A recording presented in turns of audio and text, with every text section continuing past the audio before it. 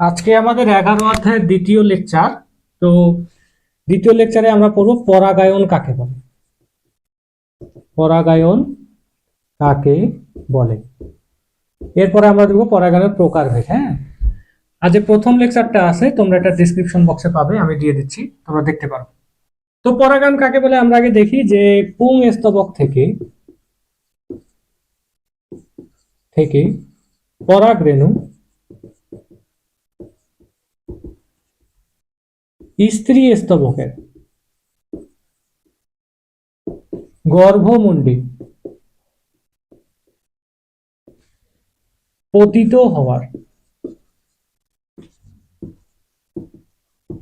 প্রক্রিয়া। ঠিক আছে, পুংস্তবক থেকে পরাগরেণু স্ত্রী স্তবকের গর্ভমুণ্ডে পতিত হওয়ার প্রক্রিয়াকে বলা হচ্ছে পরাগায়ন। তাহলে আমরা এটা একটু চিত্রের মাধ্যমে দেখার চেষ্টা করি। যেহেতু প্রথমে পুংস্তবক আছে, পুংস্তবক একটা আমরা অঙ্কন করি। এই হলো পুংস্তবক।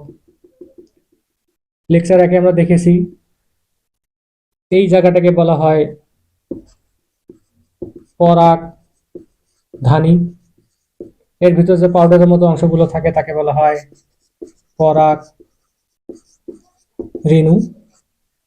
এটাকে বলা হয় পরাগ দণ্ড। ঠিক আছে, স্ত্রী স্তবকটা আমরা একটু দেখি। স্ত্রী স্তবকটা আমরা গত লেকচারে দেখেছি, এটা একটা গর্ভমুণ্ড থাকে। কোনটা গর্ভমুণ্ড বলতো? এই যেটা হচ্ছে গর্ভমুণ্ড। এটাকে বলা হয় গর্ভদণ্ড। এটাকে বলা হয় কি? গর্ভাশয়। এবার সংজ্ঞাতে যাই আমরা। দেখো, পুংস্তবক থেকে মানে এই জায়গা থেকে পরাগরেণু, কোনটা? এই পরাগরেণু, এই রেণুগুলো স্ত্রী স্তবকের গর্ভমুণ্ডে এই জায়গায় গর্ভমুণ্ডে পতিত হওয়ার প্রক্রিয়া। তাহলে এখান থেকে পরাগরেণুগুলো যদি এখানে গিয়ে পড়ে, ঠিক আছে, এইখানে গিয়ে যদি পরাগরেণুগুলো পড়ে, সেই প্রক্রিয়াকে বলবো আমরা কি? পরাগায়ন। বোঝা গেল? তাহলে পরাগায়ন আমরা বুঝলাম। সংজ্ঞাতে দেখো আরেকবার বলি। পুংস্তবক থেকে এই স্তবক থেকে, হ্যাঁ, পরাগরেণু, এই পরাগরেণু স্ত্রী স্তবকের গর্ভমুণ্ডে, এই যে গর্ভমুণ্ডে পড়ে গেল, সেই প্রক্রিয়াকে বলা হচ্ছে কি? পরাগায়ন। এখন এখান থেকে যে পরাগরেণুগুলো গর্ভমুণ্ডে যাবে, তো একটা তো মাধ্যম দরকার, এমনি এমনি তো যাবে না, তাই না? আমরা যখন স্কুলে যাই, কেউ হয়তো সাইকেল ব্যবহার করি, সাইকেল দিয়ে স্কুলে যাই, কেউ ভ্যান দিয়ে যাই, কেউ বাস দিয়ে যাই, কেউ নিজস্ব মাইক্রোবাস দিয়ে যাই কিনা? তো আমরা এগুলো মাধ্যম দিয়ে স্কুলে যাই, ইত্যাদি ইটিসি লেখে। হ্যাঁ, তো এই যে পরাগরেণুটা যে যাবে, এখানে মাধ্যম হিসেবে কি কি কাজ করতে পারে? বাতাস। কি কাজ করতে পারে? বাতাস হচ্ছে এখান থেকে উড়ে গিয়ে এখানে পড়লো। হ্যাঁ, 2 নম্বর হতে পারে কি? পতঙ্গ। পতঙ্গ কিরকম? এই জায়গায় মনে করো একটা মৌমাছি বসছে, হানিবি, এই জায়গাতে তোর পায়ে কি এরকম, মৌমাছির একটা এরকম পা থাকে, পায়ে পরাগরেণুগুলো আটকে যাবে। আবার এখানে গিয়ে যখন বসবে তখন পরাগরেণুগুলো চলে আসবে। বোঝা গেছে? তাহলে পতঙ্গ। মৌমাছি হতে পারে, পিঁপড়া হতে পারে, হ্যাঁ, আবার হতে পারে কি? পানি, যেরকম শাপলা ফুল তো আর বাতাস দিয়ে যাবে না, পানি দিয়ে মনে করে চলে যাবে তার পরাগরেণু। ঠিক আছে, আবার হতে পারে কি? প্রাণী কিরকম? যেরকম হতে পারে সাপও হতে পারে, সাপ ফুলে ফুলে ঘুরে বেড়ায়। হ্যাঁ, মানুষ হতে পারে, আবার কি হতে পারে? পাখি হতে পারে, আমরা এখানে লিখবো ইত্যাদি, আরো হতে পারে। ঠিক আছে, তাহলে পরাগায়ন কাকে বলে আগে এটা আমরা শিখে নেই। তাহলে পরাগায়ন কাকে বলে? পুংস্তবক থেকে পরাগরেণু গর্ভমুণ্ডে, মানে স্ত্রী স্তবকের গর্ভমুণ্ডে পতিত হওয়া, মানে পড়ার প্রক্রিয়াকে কি বলা হচ্ছে? পরাগায়ন বলা হচ্ছে। পরাগায়ন কি কি মাধ্যমে হতে পারে? বাতাসের মাধ্যমে হতে পারে, পতঙ্গের মাধ্যমে হতে পারে, পানির মাধ্যমে হতে পারে, প্রাণীর মাধ্যমে হতে পারে। প্রাণী হচ্ছে এগুলো। এখন এই জায়গাতে একটা গুরুত্বপূর্ণ কথা হচ্ছে পতঙ্গ। কি? পতঙ্গ, পোকামাকড়। এটা আমি তোমাদের অত পড়াবো না, এমনি একটু বলি। বিভিন্ন পোকা বিভিন্ন রং কিন্তু পছন্দ করে, বুঝছো তো? পতঙ্গ পরাগে যেগুলো ফুল হয় সেগুলো দেখতে অনেক আকর্ষণীয় হয়। দেখবা যে সরিষা গাছে বেশি কিন্তু পোকামাকড় বসে, মানে পতঙ্গ বসে, কিন্তু ধান গাছে অতবার পাবা না। যেগুলো ফুল দেখতে অনেক আকর্ষণীয়, মধু থাকে, সেগুলো পতঙ্গ পরাগে হয়ে থাকে। এবং পতঙ্গ পরাগের একটা গুরুত্বপূর্ণ নৈমিত্তিক তোমাদের আসে, এরা রঙিন হয়। কি হয়, রঙিন হয়, মানে পাপড়িগুলো কালারফুল হয়, লাল, নীল, হলুদ, সবুজ ইত্যাদি। তো চলো এখন আমরা দেখি পরাগায়ন কত প্রকার। এখন আমরা দেখবো পরাগায়নের প্রকারভেদ। তো পরাগায়নকে দুই ভাগে ভাগ করা যায়, একটা হচ্ছে স্বপরাগায়ন আর একটা হচ্ছে পরপরাগায়ন। হ্যাঁ, তো স্বপরাগায়ন কিরকম, এখানে একটা কথা অ্যাড করে রাখি যে এটা তোমাদের বইয়ে কনসেপ্টটা কিছুটা ভুল আছে। তোমরা যদি ভবিষ্যতে এগ্রিকালচারে পড়াশোনা করো বা ভোটান দিতে যাও তখন তোমরা এই কনসেপ্টটা ক্লিয়ার করবে, আপাতত যা আছে তাই করো। হ্যাঁ, তো স্বপরাগায়ন সেই পরাগায়ন যে পরাগায়ন একটি গাছের ভিতরেই হয়ে থাকে। একটা গাছ, একটা গাছ আছে, এই গাছের ভিতরে যদি পরাগায়ন হয়ে থাকে, মনে করো এখানে একটা ফুল আছে, এখানে একটা ফুল আছে, এখানে একটা ফুল আছে, এদের ভিতরে পরাগায়ন হচ্ছে, একে বলবো আমরা স্বপরাগায়ন। মানে একটা গাছের ভিতরে যদি ফুলের পরাগরেণু গিয়ে ওই গাছেরই স্ত্রী স্তবকে পড়ে তাহলে সেটাকে বলবো আমরা স্বপরাগায়ন। আর একটা হয় কি, দুইটা আলাদা গাছ একই প্রজাতির হতে হবে, আলাদা প্রজাতি হলে হবে না। একই গাছ মনে করো, তো এখানকার পরাগরেণু গিয়ে আর একটা গাছে পড়েছে, এটাকে বলবো আমরা পরাগায়ন। এটা কি হবে, একই প্রজাতি হবে, একই প্রজাতি। একই প্রজাতি কিরকম, যদি এটা আম গাছ হয় ওটাকেও আম গাছ হতে হবে। হ্যাঁ, যদি ধান গাছ হয় ওটাকেও কি হতে হবে, ধান গাছ হতে হবে। এখন তুমি যদি মনে করো যে আম গাছের পরাগরেণু আমি জাম গাছে দিয়ে নতুন ফল তৈরি করব, এটা হবে না, এখানে ক্রোমোজোমের কিছু ব্যাপার আছে। ঠিক আছে, তাহলে পরাগায়ন কি একই গাছে, কি গাছে, একই গাছে যদি পরাগায়ন হয় তাহলে সেটাকে বলবো স্বপরাগায়ন। যদি আলাদা গাছে পরাগায়ন হয় সেটাকে বলবো আমরা পরপরাগায়ন। বোঝা গেল স্বপরাগায়ন আর পরপরাগায়ন কি? যদি পার্থক্য আসে লিখতে পারবা, অনেক সময় আসতে পারে স্বপরাগায়ন পরপরাগায়নের পার্থক্য কি। এবার আমরা দেখবো নিষেক কি,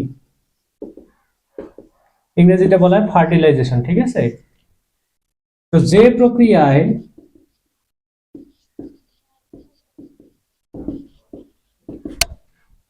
শুক্রাণু, এটা কি মেল অর্থাৎ পুরুষদের উৎপাদন হয়, এবং ডিম্বাণু, এটা কোথায় তৈরি হয়, স্ত্রী দেহে। যে প্রক্রিয়ায় শুক্রাণু এবং ডিম্বাণু মিলিত হয়, মিলিত হয় তাকে নিষেক বলে। কি বলে, নিষেক বলে। তো কিরকম, মনে করো এইটা একটা শুক্রাণু আছে, হ্যাঁ, এখানে একটা ডিম্বাণু আছে, এই দুটো মিলিত হলো, হওয়ার পরে নতুন একটা কোষ তৈরি করলো। তো এই প্রক্রিয়াটার নাম হচ্ছে কি, নিষেক। আর প্রথম যে কোষটা তৈরি হয় তাকে বলা হয় জাইগোট। ঠিক আছে, তাহলে যে প্রক্রিয়ায় শুক্রাণু স্ত্রী স্ত্রী দেহে উৎপাদন হওয়া ডিম্বাণুর সাথে মিলিত হচ্ছে তাকে বলবো আমরা কি, নিষেক। বোঝা গেল, তাকে বলবো আমরা কি, নিষেক। তো আমরা পড়েছি ফুলে এরকম একটা কি থাকে, পুংস্তবক থাকে, এরকম একটা কি থাকে, স্ত্রী স্তবক থাকে, তাই না, থাকে তো। এখানে কি তৈরি হবে, শুক্রাণু, এখানে কি তৈরি হবে, ডিম্বাণু। তাহলে এই শুক্রাণু এসে ডিম্বাণুর সাথে মিলিত হবে, এই প্রক্রিয়াটার নাম কি হবে, নিষেক। বোঝা গেল, তাহলে যে প্রক্রিয়ায় বাই হুইচ প্রসেস শুক্রাণু এবং ডিম্বাণু কি হয়, স্পার্ম এন্ড ওভাম মিলিত হয় তাকে বলে নিষেক। তো নিষেক হচ্ছে শুক্রাণু এবং ডিম্বাণু মিলিত হওয়ার প্রক্রিয়াটাকে নিষেক। প্রথম যে কোষ তৈরি তাকে বলে জাইগোট। ফুলে যদি আমরা দেখি তো এখানে শুক্রাণু তৈরি হবে, এখানে ডিম্বাণু তৈরি হবে, এই শুক্রাণু গিয়ে এই ডিম্বাণুর সাথে মিলিত হবে, তাকে বলবো আমরা নিষেক। নিষেক কত প্রকার, দুই প্রকার। এক নাম্বারটা হচ্ছে অন্তনিষেক, আর দুই নাম্বারটা হচ্ছে বহির্নিষেক। অন্তনিষেকটা কি, দেখো এইখানে নিষেকটা কিন্তু ডিম্বাণু কোথায় আছে, জীবদেহের ভিতরে আছে। হ্যাঁ, তো নিষেকটা ভেতরে হচ্ছে, জীবদেহের ভিতরে, তাকে বলবো আমরা অন্তনিষেক। এখন দেখা গেল এটা একটা জীব, এটা একটা জীব, শুক্রাণু তৈরি করলো, এরকম একটা শুক্রাণু তৈরি করলো, এটা একটা ডিম্বাণু তৈরি করলো, এরা বাইরে এসে মিলিত হচ্ছে, ঠিক আছে, এরা বাইরে এসে কি হচ্ছে, মিলিত হচ্ছে, তাহলে সেটাকে বলবো আমরা বহির্নিষেক। তাহলে অন্তঃনিষেকটা হচ্ছে জীবদেহের ভিতরে হবে, জীবদেহের ভিতরে, আর বহির্নিষেকটা হবে জীবদেহের বাইরে, জীবদেহের বাইরে। বুঝতে পারছো? নিষেক কয় প্রকার? দুই প্রকার, একটা হচ্ছে অন্তঃনিষেক, একটা হচ্ছে বহির্নিষেক। অন্তঃনিষেক হবে জীবদেহের ভিতরে, আর বহির্নিষেক হবে জীবদেহের বাইরে। এখন আমরা দেখবো স্ত্রী গ্যামেটোফাইটের উৎপত্তি, অর্থাৎ ডিম্বাণু কিভাবে তৈরি হয়। ডিম্বাণু, ঠিক আছে।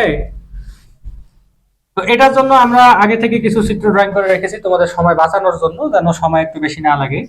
তো এটা দেখো, একটা স্ত্রী স্তবক আমরা এখানে একটা ড্রয়িং করেছি। স্ত্রী স্তবক কি কেমন ভাবে প্রকাশ করা হয়, সংকেতটা কি মুখস্থ করে ফেলবে, হ্যাঁ, এই সংকেত। তো স্ত্রী স্তবকের এই অংশটাকে বলা হয় কি, গর্ভাশয়। কি বলা হয়?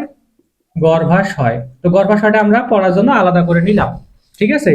দ্বিতীয় চ্যাপ্টারে তোমরা দেখবে যে জননাঙ্গে যে আবরণী টিস্যু থাকে এটা হচ্ছে স্কোয়ামাস, ঠিক আছে, বা এক স্তরে সজ্জিত থাকে, যাই হোক, যেটা দ্বিতীয় চ্যাপ্টারের পড়া। তো এই যে জননাঙ্গের যে আবরণী টিস্যু আছে, সেই আবরণী টিস্যু থেকে একটা জনন মাতৃকোষ আসে, জনন মাতৃকোষ, হ্যাঁ, জনন মাতৃকোষ আসলো। তো জনন মাতৃকোষ আসলো, জনন মাতৃকোষ আসার পরে এই জনন মাতৃকোষটা আমরা নিলাম, নেওয়ার পরে এখানে দেখো কয়টা কোষ তৈরি হচ্ছে, চারটা। তো মিওসিস প্রক্রিয়া চারটা কোষ তৈরি হয়, ঠিক আছে। তো মিওসিস প্রক্রিয়া চারটা কোষ তৈরি হলো, এটা হচ্ছে ডিপ্লয়েড কোষ, চারটা কোষ হচ্ছে হ্যাপ্লয়েড। কি প্রক্রিয়া? মিওসিস। এখানে একটা কথা বলে রাখি, আমাদের সকল পড়াশোনা হচ্ছে এসএসসি কে কেন্দ্র করে, এই জন্য বেশি ইনফরমেশন দেওয়া হচ্ছে না। এই পড়াটা যদি আবার ইন্টার লেভেলে হতো, এইচএসসি লেভেলে হতো, তাহলে এটাতে অনেক ইনফরমেশন দেওয়ার ছিল। এটা শুধুমাত্র এসএসসি কে টার্গেট করে বানানো, ঠিক আছে। চারটা কোষ তৈরি হলো, তো চারটার ভিতরে তিনটা নষ্ট হয়ে গেল। কেন নষ্ট হয়ে গেল? এগুলো প্রয়োজন নেই আমাদের, এটা গড গিফটেড, এটা নষ্ট হয়ে যায়। তারপর থাকে কটা, একটা, একটা থাকলো, একটা কোষ। মিওসিস প্রক্রিয়া ডিপ্লয়েড থেকে কি তৈরি হয়েছে? হ্যাপ্লয়েড তৈরি হয়েছে। এই কোষটাও কি হ্যাপ্লয়েড, ওকে। এই কোষটা এখন মাইটোসিস। দেখো এখানে একটা জিনিস দেখো, যে একটা কোষ যদি হয়, একবার মাইটোসিস হলে কয়টা কোষ তৈরি করে? দুইটি। এখানে দুইটি, এখান থেকে আবার কয়টা হবে? দুইটি হবে, এখান থেকে দুইটি, হ্যাঁ, এখান থেকে দুইটি, এখান থেকে কয়টি? দুইটি। আবার এখানে যদি মাইটোসিস হয় তাহলে এখানে দুইটা হবে, এখানে দুইটা হবে, এখানে দুইটা হবে, এখানে কয়টা হবে? টোটাল কয়টা হবে? আটটি। কয়টা হবে? আটটি। তাহলে মাইটোসিস দেখো কয়বার হয়েছে? একবার হয়েছে, দুইবার হয়েছে, এখান থেকে একবার, তিনবার। তাহলে পর পর কয়বার মাইটোসিস? পর পর তিনবার মাইটোসিস হলে কয়টি কোষ তৈরি হয়? আটটি কোষ তৈরি হয়। বুঝতে পারছো এটা? তাহলে এখানে মাইটোসিস কয়বার হয়েছে? পর পর কয়বার? তিনবার। কয়টা নিউক্লিয়াস তৈরি হলো? আটটা নিউক্লিয়াস তৈরি হলো, ঠিক আছে। কয়টা নিউক্লিয়াস তৈরি হলো? আটটি নিউক্লিয়াস তৈরি হলো। তারপরে ঘটনা কি ঘটবে দেখো, একটু আমরা দেখি।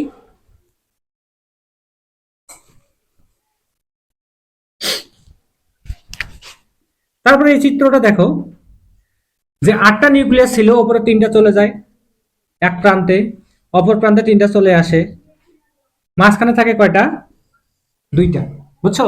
তাহলে ওপর পাশে বা অপর প্রান্তে যেগুলো থাকে উপরের দিকে, সেগুলোকে বলা হয় প্রতিপাদ কোষ, ইংরেজিতে বলা হয় অ্যান্টিপোডাল সেল। মাঝখানে যেগুলো থাকে এগুলোকে বলে মেরু নিউক্লিয়াস বা সেকেন্ডারি নিউক্লিয়াস, মেরু নিউক্লিয়াস বা গৌণ নিউক্লিয়াস বা সেকেন্ডারি নিউক্লিয়াস, একই কথা, সব ভাষায় একই, সিনোনিম, হ্যাঁ। এই যে নিচের দিকে যে বড়টা আছে, এইটাকে বলা হয় ডিম্বক, তোমরা এটাকে ডিম্বাণু বলতে পারো, সমস্যা নাই। আর এই যে দুইটা কোষার পাশে আছে, এই দুইটাকে বলা হয় সহকারী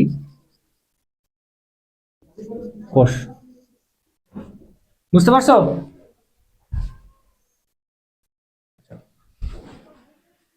তাহলে মাঝখানে যে দুইটা নিউক্লিয়াস থাকে তাকে মেরু নিউক্লিয়াস বলতে পারি, গৌণ নিউক্লিয়াস বলতে পারি, সেকেন্ডারি নিউক্লিয়াস বলতে পারি, ইত্যাদি ইত্যাদি আমরা বলতে পারি। উপরের দুই তিনটা কোষ থাকে তাকে বলবো আমরা প্রতিপাদ কোষ, নিচের যে সবচেয়ে বড় মাঝখানেটা থাকে তাকে বলবো আমরা ডিম্বক, এটি হচ্ছে আমাদের টার্গেট। আর পাশে যে দুইটা কোষ থাকে তাকে বলবো আমরা সহকারী কোষ। এখন এই জিনিসটা যদি আমরা এই স্ত্রী স্তবকের ভিতরে সেট করি, দেখি সেট করতে পারি কিনা। এটা কিন্তু স্ত্রী স্তবকের ভিতরেই ঘটেছে, আমরা কি করেছি পড়াশোনার জন্য এটাকে আমরা আলাদা করে রেখেছি, ঠিক আছে।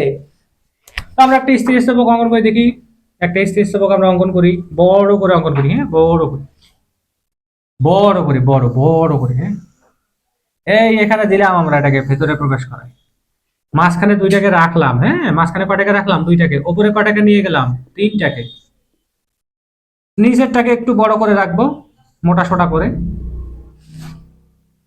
বুঝতে পারছো। তাহলে এই তিনটার নাম কি? প্রতিপাদ কোষ, প্রতিপাদ কোষ। এই দুটার নাম কি? মেরু নিউক্লিয়াস, ক্লিয়াস। এই বাবুটার নাম কি? ডিম্বক। আর পাশে যে দুইটা আছে এই দুইটার নাম কি? সহকারী কোষ, কম্পানিয়ন সেল বলা হয়, কম্পানিয়ন সেল, সহকারী। তাহলে আমাদের ডিম্বাণু উৎপত্তি হয়ে গেল। দেখো আমরা ডিম্বাণু পাইছি না, এই যে ডিম্বাণু, এই যে ডিম্বক বা ডিম্বাণু, এই যে পাইলাম না। তো এইটা হচ্ছে স্ত্রী গ্যামেটোফাইটের উৎপত্তি। This is the process of generating female gametophyte, ঠিক আছে। তো এই প্রশ্নটা তোমাদের অনেক সময় আসে যে কিভাবে স্ত্রী গ্যামেটোফাইট উৎপত্তি হয়, কিভাবে ডিম্বাণুর উৎপত্তি হয়, ইত্যাদি ইত্যাদি। হ্যাঁ, তো আজকের ক্লাস আমাদের এই পর্যন্তই থাকবে। সামনের দিনে আমরা দেখবো কি যে ফুলে দিনিষেক কিভাবে হয়, এটা আমাদের লেকচার 3 হবে। দিনিষেক কিভাবে হয়, ফল কিভাবে উৎপত্তি লাভ করে, বীজ কিভাবে উৎপত্তি লাভ করে, ঠিক আছে। এগুলো আমরা সামনে দেখে আমরা যে প্লান্টের পার্টটা আছে, অর্থাৎ উদ্ভিদের পার্টটা আছে, সেটা আমরা শেষ করে দিব। আর এগুলো দেখার পরে যদি তোমাদের কোনো প্রশ্ন থাকে অবশ্যই কমেন্ট করবা। আর হোয়াটসঅ্যাপ নাম্বার তো দেওয়াই আছে, এই যে হোয়াটসঅ্যাপ নাম্বার, এই নাম্বারে তোমরা যোগাযোগ করতে পারো। আমাদের সাথে থাকার জন্য ধন্যবাদ। আল্লাহ হাফেজ।